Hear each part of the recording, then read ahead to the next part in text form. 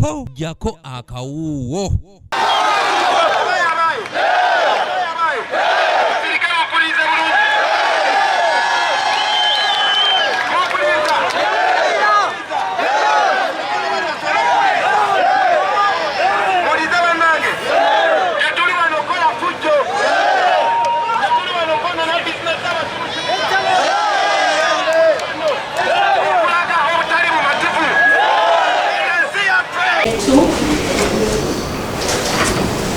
A2, A3, and 5 who are absent today.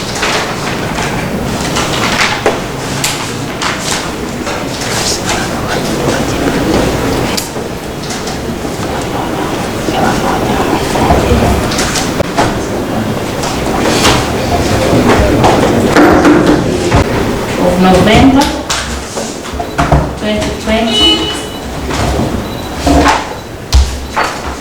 The case will be coming up for mention as we await the determination of the constitutional reference made.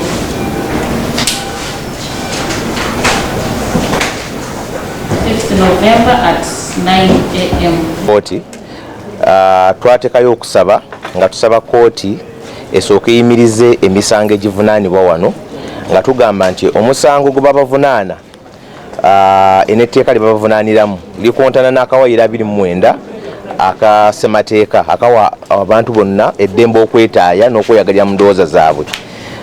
Kooti ekkiriziganyiza naffe nti butuufu emisango egyavunaanibwa girimu ebibuuzo ebyetaaga okwanukulwa kooti etaputa ssemateeka, era kooti kwe kusalawo emirize omusango gwa wano esooka esindika ebibuuzo ebyo mu kooti etaputa ssemateeka, kubanga mu kooti etaputa ssemateeka yo yokka eyinza okulangirira nti etteeka lino ffu.